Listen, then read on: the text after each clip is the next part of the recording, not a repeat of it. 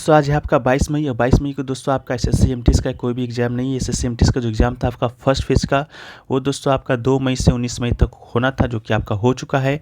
अब जो second phase का एग्ज़ाम है वो दोस्तों आपका 13 जून से होना है, 13 जून से 20 जून तक, ठीक है। तो जिन लोगों का एग्ज़ाम 13 जून से 20 जून तक में होना है, ये वीडियो को पूरा देखिएगा, आपके लिए बहुत ही महत्वपूर्ण वीडियो है। साथ ही साथ जिनका सीजीएल का है, सीएचएसएल का है, सभी लोग ये वीडियो को बहुत ध्यानपूर्वक देखिएगा, ठीक है।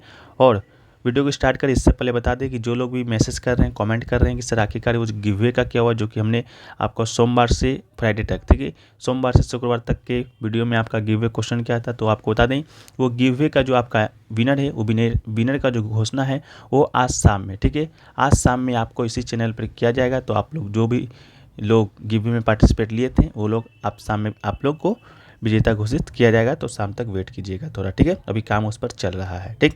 चलिए वीडियो को स्टार्ट करते हैं। पीडीएफ टेलीग्राम पे मिल जाएगा, लिंक डिस्क्रिप्शन में दिया गया है। बाकी क्यूज भी आपको दिया जाएगा, वो भी आपको टेलीग्राम पे अपडेट किया जाएगा कि क्यूज आपका कब और कैसे चलाया जाएगा। तो आप लोग जाकर वहाँ से जुड़ जाइएगा जिनका भी आगे सीजीएल सीएचएसएल या सेकंड फेज में एग्जाम होना बाकी है, ठीक है। फर्स्ट क्वेश्चन देखिए पूछा गया है आपका आज का कि नाबार्ड का पूर्ण रूप क्या है, ठीक है। नाबार्ड का पूर्ण रूप की बात करेंगे तो national bank for agriculture and rural development आपका राइट आंसर हो जाएगा। अंग्रेजी में भी देख लीजिएगा, national bank of agriculture and rural development होता है। इसकी स्थापना की बात करेंगे फ्रेंड्स, ये आपका 12 जुलाई को हुआ था, 12 जुलाई 1982 को हुआ था। बात कर लेते हैं किस समिति के सिफारिश पर हुआ था, तो ये आपका सीओ रमन, ठीक है, सीओ रमन समिति की सिफारिश पर हुआ था। और अधिनियम कौन सा था, तो अधिनियम आपका 1981 का था, राष्ट्रीय कृषि ग्रामीण विकास अधिनियम, ठीक है। इसके अलावा इसकी जो शुरुआती पूंजी है वो दोस्तों आपका कितने करोड़ की है, तो आपका 100 करोड़ रुपए की इसकी शुरुआती जो आपका क्या था पूंजी था, ठीक है। तो इस बात को भी आप याद रख लीजिएगा। अगला क्वेश्चन देखिए पूछा गया था हैलोवीन डे आपको किस दिन मनाया जाता है, ठीक है। तो हैलोवीन डे की बात करेंगे तो ये दोस्तों आपका 31 अक्टूबर को मनाया जाता है। हैलोवीन एक त्यौहार है जो कि 31 अक्टूबर की रात को मनाया जाता है। तो आपका इसका राइट आंसर क्या हो जाएगा, 31 अक्टूबर हो जाएगा, ठीक है। जिन लोगों का फ्रेंड्स अभी आगे एग्जाम है सेकंड फेज में, उनके लिए एक पीडीएफ को तैयार किया गया है। वो पीडीएफ क्या है, तो 2 मई से 19 मई तक के शिफ्टों में तकरीबन 39 शिफ्टों में आपका एग्जाम कंडक्ट हुआ है। उसमें पूछे गए वेरी इंपॉर्टेंट 1000 प्रश्नों का उत्तर विथ एक्स्ट्रा फैक्ट के साथ, ठीक है। ये पीडीएफ को आपको बनाया गया है जिसका जो शुल्क है मात्र 20 रुपये है। इसे आप प्राप्त करने के लिए नीचे के डिस्क्रिप्शन में लिंक दिया गया, वहाँ से डायरेक्ट व्हाट्सअप पर आ सकते हैं, नहीं तो व्हाट्सअप नंबर आपको सामने दिख रहा होगा 9973741666, ठीक है। ये जो पीडीएफ है आपके आगामी एसएससी के सभी एग्जामों के लिए बहुत ही उपयोगी है। तो जो लोग भी कोई भी एसएससी का एग्जाम लेना चाहते हैं वो लोग इस पीडीएफ को पढ़ सकते हैं। जीके जीएस के पोर्शन में आपको किसी तरह की कोई परेशानी का सामना नहीं देखना पड़ेगा, ठीक है। तो जो लोग भी लेना चाहते हैं डिस्क्रिप्शन में लिंक है, वहाँ से भी आ सकते हैं, नहीं तो व्हाट्सअप नंबर सामने आपको दिया गया है, ठीक है। अगला जो क्वेश्चन है फ्रेंड्स वो है आपका कि भारतीय संविधान का अनुच्छेद 19 से 22 है जो कि किससे संबंधित है, ठीक है। तो इसका जो राइट आंसर है आपका स्वतंत्रता का अधिकार हो जाएगा। अनुच्छेद 19 से 22 में दोस्तों आपका स्वतंत्रता का अधिकार है। जैसा कि अभी आपको मालूम होगा कि वर्तमान में जो आपका मौलिक अधिकारों की संख्या है वो दोस्तों आपका 6 है, ठीक है। उसमें से एक आपका स्वतंत्रता का अधिकार है जो कि आपका अनुच्छेद 19 से 22 तक में वर्णित है। अनुच्छेद 19 क्या कहता है, तो वाक एवं व्यक्ति की स्वतंत्रता, सभा संघ आंदोलन निवास व्यवसाय की स्वतंत्रता देता है, ठीक है। अनुच्छेद 19 में दोस्तों 6 प्रकार की स्वतंत्रता दिया गया है। पहला तो वाक व्यक्ति की जो सभा करने की, संघ बनाने की, आंदोलन करने की, कहीं भी निवास करने का, व्यवसाय करने का, इस प्रकार करके अनुच्छेद 19 में 6 प्रकार की स्वतंत्रता है। अनुच्छेद 20 की बात करेंगे तो अपराधों के दोष सिद्धि के संबंध में सक्षम से संबंधित अनुच्छेद है। अनुच्छेद 21 की बात करेंगे तो जीवन और व्यक्तिगत स्वतंत्रता का अधिकार है। अनुच्छेद 21(a) की बात करेंगे तो प्राथमिक शिक्षा की स्वतंत्रता का अधिकार है, जो कि दोस्तों कब जोड़ा गया था, तो ये आपका 6वां संविधान संशोधन 2002 के माध्यम से ये हमारे भारतीय संविधान में जोड़ा गया था अनुच्छेद 21(a) के अंतर्गत, ठीक है। और इसी संविधान संशोधन के तहत 11वां जो मौलिक कर्तव्य है 6 से 14 वर्ष के बच्चे को निःशुल्क शिक्षा देना आपका पेरेंट्स का कर्तव्य है। ये भी आपका 11वां जो मौलिक कर्तव्य है इसी संविधान संशोधन के तहत जोड़ा गया था। अनुच्छेद 22 की बात करेंगे तो कुछ मामलों में गिरफ्तारी और नजरबंदी के खिलाफ संरक्षण से संबंधित आपका अनुच्छेद है, अनुच्छेद 22 है, ठीक है। चलिए अगला प्रश्न की ओर बढ़ते हैं। तो अगला जो प्रश्न है आपका केलुचरण महापात्र निम्नलिखित में से किस शास्त्रीय नृत्य के प्रसिद्ध नर्तक है, ठीक है।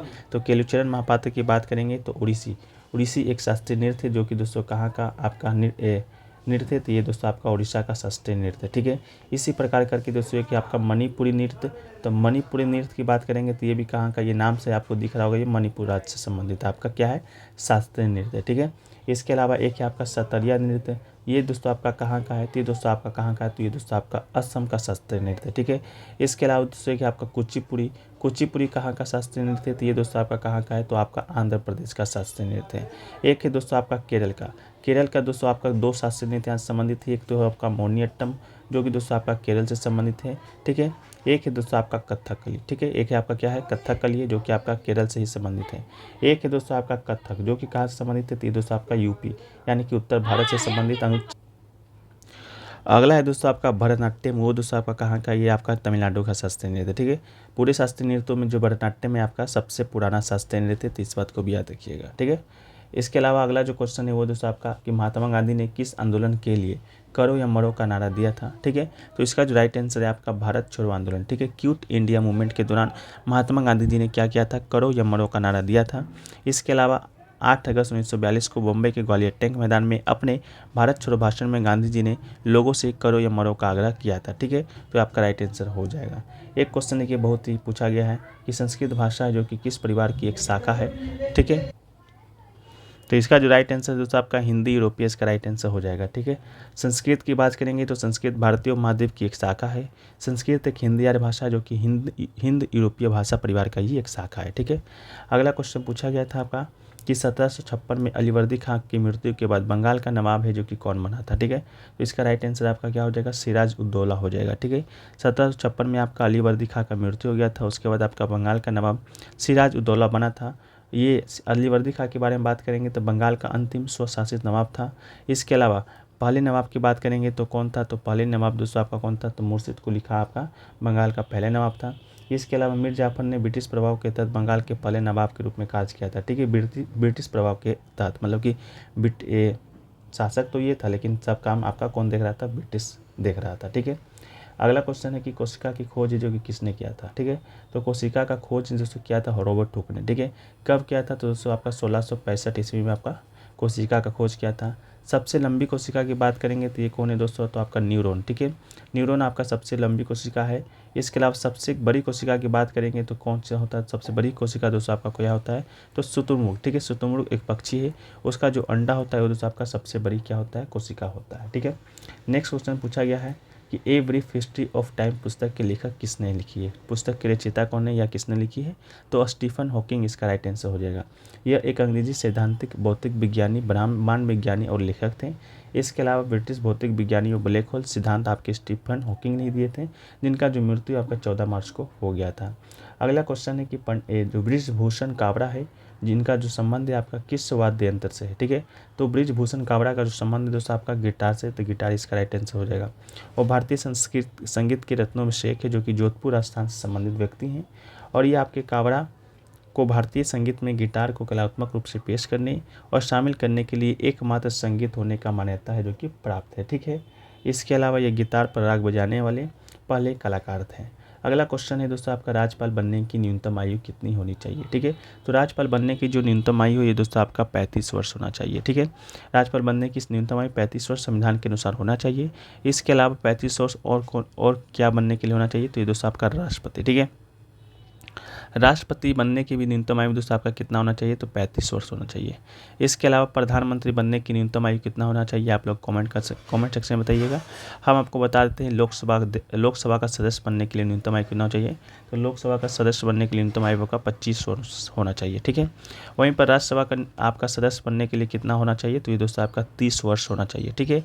उपराष्ट्रपति बनने की न्यूनतम आयु कितना चाहिए, तो ये भी दोस्तों आपका 35 वर्ष होना चाहिए, ठीक है। इसके अलावा राज्यपाल को भारत का नागरिक होना चाहिए जो बनेंगे। इसके अलावा संसद के किसी भी सदन राज्य विधायिका का सदन का सदस्य नहीं होना चाहिए और कोई लाभ का पद धारण नहीं करेगा, ठीक है। इसके अलावा राज्यपाल को बुलाने की शक्ति होती है, राज्य की विधायिका को पुरस्कृत करने की भी शक्ति आपके राज्यपाल को ही होती है। अगला क्वेश्चन है कि जीव विज्ञान का जनक है जो कि कौन है, ठीक है। तो अरस्तु इसका राइट आंसर हो जाएगा। अरस्तु है जो कि जीव विज्ञान के जनक के रूप में जाने जाते हैं। थियोफ्रेस्टस की बात करेंगे तो आपके वनस्पति विज्ञान के जनक हैं। आधुनिक वनस्पति विज्ञान के जनक आपके लिनियस थे और अंतःस्राव विज्ञान के जनक आपके थॉमस एडिसन थे, ठीक है। इसके अलावा विकासशील परिस्थिति विज्ञान के जनक की बात करेंगे तो आपके लेमार्क हैं और आधुनिक विकास के जनक की बात करेंगे तो आपके चार्ल्स डार्विन हैं, ठीक है।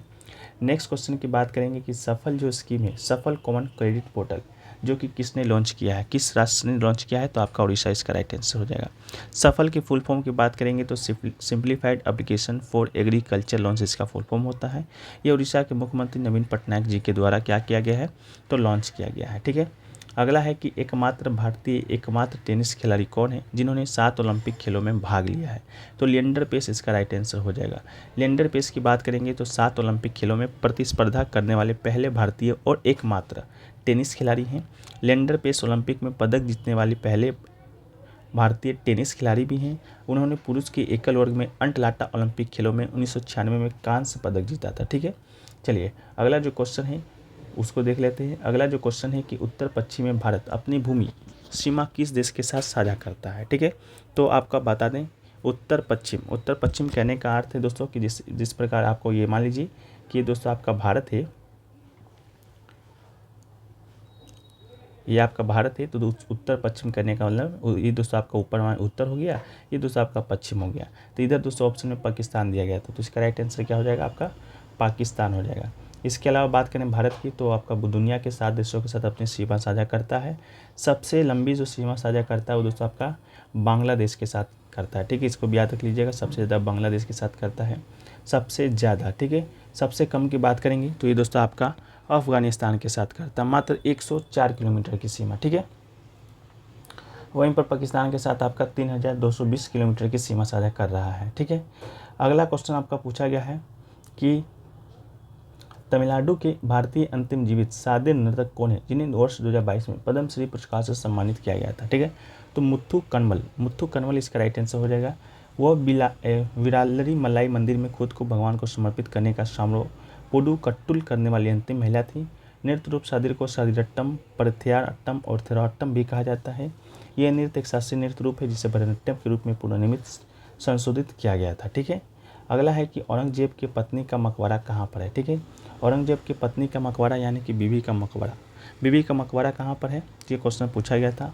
तो ये दोस्तों आपका औरंगाबाद जो कि महाराष्ट्र में स्थित है वहाँ पर है। ये आपका मुगल शासक औरंगजेब ने बनाया था 17वीं शताब्दी में। ठीक है, 1660 में मुगल बादशाह औरंगजेब ने बेटे अजीम शाह ने अपनी माँ दिलवाश बानो बेगम रबिया उल दुरानी की याद में बनवाया था। यह ताजमहल की आकृति पर बनवाया गया था। ठीक है, अगला है कि पृथ्वी के नीचे जब टेक्टोनिक प्लेट आपस में एक दूसरे की और रोटेशन करती है तब कौन सी घटना होती है, तो इसका राइट आंसर आपका क्या हो जाएगा, भूकंप हो जाएगा। ऑप्शन में भूकंप दिया रहेगा आपका, वो राइट आंसर हो जाएगा। ठीक है, यदि बात करें यदि दो टेक्टोनिक प्लेट आपस में टकराती है तो क्या बनती है, तो अब सारी सीमा प्लेट बनाती है। टेक्टोनिक प्लेट धीरे धीरे लगातार और कई अलग अलग दिशाओं में चलती हैं, कुछ एक दूसरे की ओर बढ़ रहे हैं तो कुछ अलग हो रहे हैं। जब एक प्लेट दूसरे से नीचे धकेलती है तो इस प्रक्रिया को सबडक्शन कहा जाता है। ठीक है, नेक्स्ट क्वेश्चन है कि which city is known as the tea of city. ठीक है, इसका राइट आंसर आपका डिब्रूगढ़ असम हो जाएगा। इसके अलावा सर्वाधिक चाय का उत्पादन की बात करेंगे तो असम होता है, उसके बाद आपका पश्चिम बंगाल में होता है। सबसे अधिक चाय का उत्पादन आपका कहाँ होता है, चीन में। इसके बाद सेकेंड स्थान पे आपका भारत है। सर्वाधिक कॉफ़ी की बात करेंगे तो दोस्तों आपका कर्नाटक में होता है। इसके अलावा भौगोलिक संकेतक जियोग्राफिकल आइडेंटिफिकेशन ट्रेडमार्क के तहत सुरक्षा प्राप्त करने वाला दार्जिलिंग चाय दुनिया का एकमात्र चाय है। ठीक है, तो इसका राइट आंसर हो जाएगा। अगला है आपका कि भारतीय संविधान का अनुच्छेद 23 और 24 किससे संबंधित है, तो शोषण के विरुद्ध अधिकार से संबंधित आपका अनुच्छेद 23 और 24 है, तो इसका राइट आंसर हो जाएगा। ठीक है, अनुच्छेद 23 में क्या है, तो मानव तस्करी और जबरन श्रम पर रोक लगाने का प्रावधान है। वहीं पर अनुच्छेद 24 में बात करेंगे तो कारखानों, खानों, दुकानों आदि में 14 वर्ष से कम उम्र के बच्चे को रोजगार पर प्रतिबंध करता है। अगला है कि चंद्रगुप्त मौर्य के बाद मौर्य साम्राज्य का शासक कौन बना था, तो राइट आंसर आपका बिंदुसार था। ठीक है, मौर्य साम्राज्य का जो संस्थापक था आपका कौन था, चंद्रगुप्त मौर्य था। ठीक है, उसके बाद जो शासक है आपका बिंदुसार बना था। बिंदुसार के बाद दोस्तों आपका अशोक बना था। ठीक है, अशोक के विषय में बात करेंगे तो आपका 269 में इसमें बीसी में शासक बना था, 236 बीसी तक रहा था और 261 बीसी में दोस्तों आपका ये कलिंग का युद्ध लड़ा था जो कि उड़ीसा में कलिंग पड़ता है। ठीक है, अगला है कि यूएस ओपन 2022 पुरुष एकल का खिताब किसने जीता है, तो कार्लोस अल्कराज इसका राइट आंसर हो जाएंगे। ठीक है, अगला है कि 2011 की जनगणना के अनुसार निम्नलिखित में से किस राज्य का जनसंख्या की दशकीय वृद्धि दर सबसे कम दर्ज की गई है, तो इसका राइट आंसर आपका नागालैंड हो जाएगा। नागालैंड में सबसे कम दशकीय वृद्धि दर किया गया है रिकॉर्ड -0.5%। इसके अलावा राज्य में देखें सबसे ज़्यादा दशकीय वृद्धि दर तो आपका मेघालय में देखा गया है 27.82%। इसके अलावा 2001 से 11 के दौरान भारत की जनसंख्या के प्रतिशत में वृद्धि हुआ है, यह आपका वृद्धि नहीं हुआ है। तो आपका भारत की जनसंख्या में 17.7% का क्या हुआ है, तो वृद्धि हुआ है। ठीक है। इसके अलावा अगला जो क्वेश्चन है आपका कि खर्ची पूजा कितने देवताओं में पूजा की जाती है, तो राइट आंसर 14 देवताओं की। खर्ची पूजा एक प्रसिद्ध हिंदी त्यौहार है जो कि भारतीय राज्य त्रिपुरा में हर साल जुलाई या अगस्त महीने में किया जाता है। इस दौरान त्रिपुरा के लोग राजवंश के 14 देवताओं की पूजा करती हैं और यह अगरतला में 14 देवताओं के मंदिर परिसर में मनाया जाता है। तो इसका राइट आंसर आपका 14 हो जाएगा। ठीक है। तो आज का जो वीडियो दोस्तों यहीं पर हम रखते हैं। बाकी अगला जो वीडियो है शाम को या कल आपको मिल जाएगा। तो वीडियो अच्छा लगा तो वीडियो को लाइक कर दीजिएगा। हमारे सेशन अगर आप डेली करना चाहते हैं तो सब्सक्राइब भी कर लीजिएगा। बाकी की जो अपडेट है टेलीग्राम पे मिल जाएगा, लिंक डिस्क्रिप्शन में दिया गया है। ठीक है। जय हिंद, जय भारत।